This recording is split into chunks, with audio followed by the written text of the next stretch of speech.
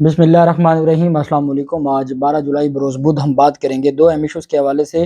पाकिस्तान तहरीक इंसाफ के चेयरमैन इमरान खान का जो तोशा खाना का केस है, उसमें तोशा खाना फौजदारी इस्तग़ासा, उस पर आज अहम समाअत हुई है। और अता तारड़ भी कमरे अदालत में मौजूद थे। चीफ जस्टिस आमिर फ़ारूक साहब मुबैना तौर पर वो रुखसत पर हैं, वो बीमार हैं और पाकिस्तान तहरीक इंसाफ के चेयरमैन को स्टे नहीं मिला। जज साहब फैसला सुनाने को तैयार बैठे हैं। इलेक्शन कमीशन के गवाह कमरे अदालत में मौजूद हैं जी कि हम तो आज ही एविडेंस करवाएंगे। अता तारड़ जज के सामने बैठा है और वो ये चाहते हैं कि हर सूरत अदालत इसको 1 माह के अंदर अंदर डिसाइड करे, इमरान खान को सज़ा दे, इमरान खान को नहल कर दे। हज़ारों ख्वाहिशें ऐसी कि हर ख्वाहिश पे दम निकले। आज की समाअत का हवाल मैं आपके साथ शेयर करूँगा और मैं आपको बताऊँगा कि एक चार्ज शीट जारी की है इंतज़ार पंजोथा, जो वकील हैं पाकिस्तान तहरीक इंसाफ के चेयरमैन इमरान खान के, उन्होंने अदालतों के हवाले से, और वो बड़ी सख्त ज़ुबान इस्तेमाल की गई है, उसके ऊपर हम बात करेंगे। सबसे पहले तो मैं आपको बताता चलूँ कि आज शीरी मज़ारी उनका केस था और उन्होंने कल ही दरख्वास्त दायर की थी बैरून मुल्क जाने के हवाले से। किसी भी तरह की लिस्ट में अपना नाम होने की सूरत में कि मुझे एयरपोर्ट पर रोका ना जाए, उन्होंने दरख्वास्त दायर की थी। और इनकी खुशकिस्मती के जस्टिस तारिक महमूद जहांगीरी साहब के पास केस की समाअत लग गई। शीरी मज़ारी अपने वकला एहसन जमाल पीरज़ादा और ईमान मज़ारी के साथ अदालत में पेश हुई। अदालत ने शीरी मज़ारी के वकील से इस्तफ़सार किया कि ECL में आपका नाम है तो कापी कहाँ है। वकील दरख्वास्त गुजार ने कहा कि ECL में नाम डालने की कोई कॉपी नहीं है। मीडिया रिपोर्ट से पता चला, अदालत ने इस्तफ़सार किया कि अखबारी खबर में भी आपका नाम तो नहीं है, तो आप कैसे यहाँ आ सकते हैं। जस्टिस तारिक महमूद जहांगीरी ने कहा कि अखबार आर्टिकल में तो सिर्फ एक फ़िगर बताया गया है। अदालत ने वकील शीरी मज़ारी से इस्तफ़सार किया कि आपके केसेस का क्या बना। अगर कोई और जज होता तो वो इस तरह की दरख्वास्त को मुस्तरद कर देता कि जब अभी आपके पास ना कोई एविडेंस है, ना कोई डॉक्यूमेंट है, तो आप कैसे कह सकते हैं। तो चूँकि जस्टिस तारिक महमूद जहांगीरी साहब थे, मैंने आपको बताया कि ये सारे वो जजेज़ हैं जो बतौर अच्छे वकील प्रैक्टिस करके आए हैं और तगड़े फ़ैसले करना जिनको आता है। उन्होंने कहा कि आपके केसेस का क्या बना। तारिक जहांगीरी साहब ने सवाल किया कि आपके केसेस का क्या बना, तो वकील ने अदालत में कहा कि शीरी मज़ारी को कुछ केसेस से निकाल दिया गया है, कुछ अभी बरकरार हैं। और जज साहब भी ये बात जानते हैं और शीरी मज़ारी के वकील भी ये बात जानते हैं कि PTI छोड़ने के बाद उन पर ये ख़ास शफ़क़तें हुईं। इस्लामाबाद हाई कोर्ट ने वज़ारत दाखिला और FIA को मुतल्लिका अफसर तैनात करने का हुक्म दे दिया और फ्रीकैन को नोटिस जारी करते हुए 3 दिन में रिपोर्ट जमा कराने की हदायत करते हुए इस्लामाबाद हाई कोर्ट ने दरख्वास्त की समाअत 19 जुलाई तक मुलतवी कर दी। और अदालत ने कहा कि 19 जुलाई को इसके ऊपर जवाब आ जाएगा। अगर आपका नाम किसी भी लिस्ट में होगा तो हम निकाल देंगे, नहीं होगा तो वैसे ही आपको बाहर जाने में कोई कदगन नहीं होगी। और उन्होंने एक रीज़नेबल टाइम देते हुए और रीज़नेबल रेमेडी देते हुए शीरी मज़ारी की दरख्वास्त पर नोटिस जारी कर दिया। जबकि दूसरी जानिब पाकिस्तान तहरीक इंसाफ के चेयरमैन इमरान खान का जो तोशा खाना फौजदारी इस्तग़ासा है, तोशा खाना फौजदारी इस्तग़ासा ये वो केस है जिसमें इमरान खान के ख़िलाफ़ फ़ैसला आया था।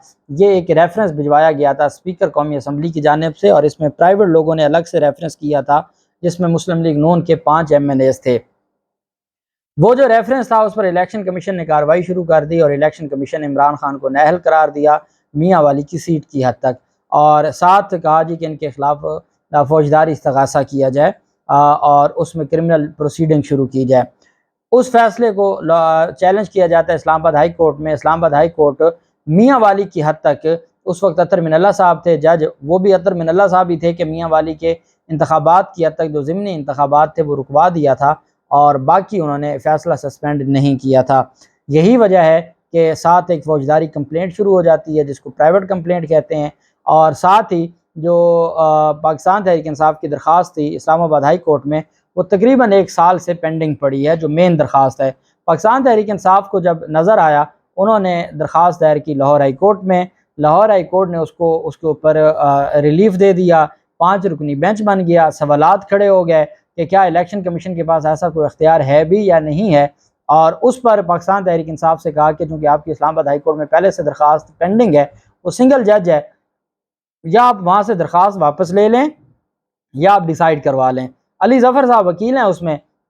अली ज़फ़र साहब ने दरख्वास्त दी कि जी हमें विड्रॉ करते हैं और हमें हमारा जो केस है वो वापस दिया जाए और बसीग़ा वापसी खारिज फरमा दिया जाए। یہ ایسی درخواست ہے کہ جتنا بھی ٹیکنیکل کیس ہو، جب آپ کو یہ پتہ ہو کہ یہ خود سائل ہے یا خود یہ اس کا وکیل ہے، جب اس بات کی یقین دہانی ہو تو اس کے بعد کوئی بھی عدالت اس کے اوپر جو اعتراض نہیں کرتی۔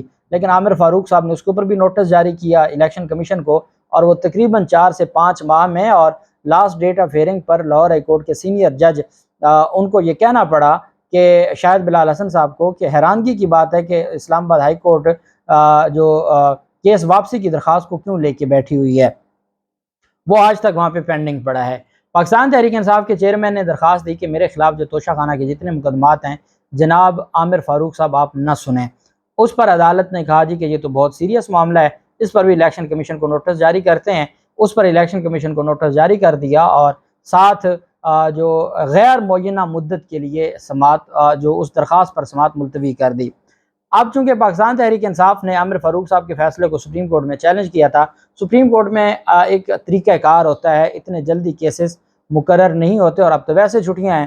سپریم کورٹ میں ابھی کیس مقرر نہیں ہوا تھا کہ عامر فاروق صاحب کے فیصلے پر 7 دن میں فیصلہ کرنا تھا۔ ہمایوں دلاور جو ایڈیشنل سیشن جج صاحب ہیں، جو ٹرائل کورٹ ہے، انہوں نے 3 دن میں عمران خان کی دوبارہ درخواست خارج کر کے ساتھ ہی آج 12 جولائی کے لیے ٹرائل شروع کرنے کا فیصلہ دے دیا۔ پاکستان تحریک انصاف نے 10 جولائی کو اسلام آباد ہائی کورٹ میں درخواست دائر کی، اور وہ حفاظتی ضمانتوں کی درخواستیں دیں جو صرف اس وجہ سے مقرر نہ ہو سکی عمران خان اسلام آباد ہائی کورٹ سے خالی ہاتھ لوٹ ہے، چونکہ اس وقت جو آنریبل اسلام آباد ہائی کورٹ ہے اس کے چیف جسٹس موجود نہیں تھے کہ جی آج ان کی صحت ٹھیک نہیں ہے، وہ موجود نہیں ہیں۔ اس کے بعد پاکستان تحریک انصاف کی جو درخواست تھی وہ انہوں نے اس فیصلے کو چیلنج کیا، جو ہمایوں دلاور صاحب کا فیصلہ تھا اس کو چیلنج کیا، تو وہ بھی کیس عامر فاروق صاحب نے اپنے پاس لگا لیا۔ عامر فاروق صاحب نے جب وہ بطور اعتراض کیس لگا تھا، عامر فاروق صاحب نے اپنے پاس لگایا، تو اس پر آج سماعت ہونی تھی۔ عامر فاروق صاحب پھر جو مختلف خبریں ہیں کہ وہ رخصت پر ہیں، اور جو پاکستان تحریک انصاف کے وکیل ہیں انہوں نے ورڈ استعمال کیا کہ مبینہ طور پر وہ بیمار ہیں، جس کی وجہ سے بجائے اس کے کہ وہ ارجنٹ کیس تھا وہ کسی اور جج کو منتقل ہو جاتا، وہ کیس کاز لسٹ جو ہے وہ کینسل ہو گئی اور کیس آج لگا ہی نہ۔ اور جو ہمایوں دلاور صاحب تھے وہ صبح سے عدالت لگا کے بیٹھے تھے کہ آج تو عمران خان کے خلاف کارروائی ہونی ہے۔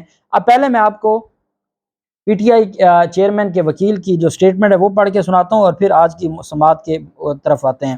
توشہ خانہ ٹرائل، عمران خان اور چیف جسٹس توشہ خانہ کیس میں عمران خان کی نگرانی کی درخواست منظور کر کے جس انداز میں بعد میں فیصلہ تبدیل کیا گیا اس کی گواہ ساری دنیا ہے۔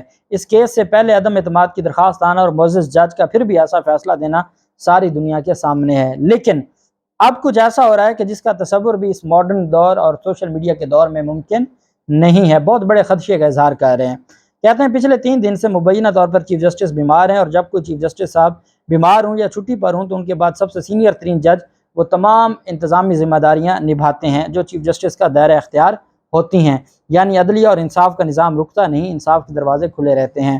ان 3 دنوں میں عمران خان پر انصاف کے دروازے اسلام آباد ہائی کورٹ نے بند کر رکھے ہیں۔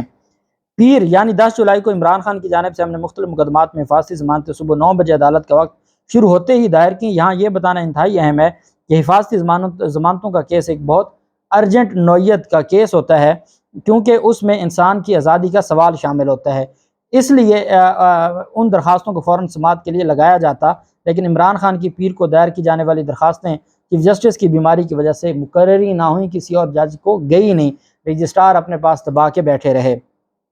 اس کے بعد ہم نے توشہ خانہ ٹرائل میں حالیہ غیر قانونی فیصلے کے خلاف پھر سے نئی نگرانی دائر کی، جس کے ساتھ ہماری ارجنٹ سماعت مقرر کرانے کی درخواست بھی ہے۔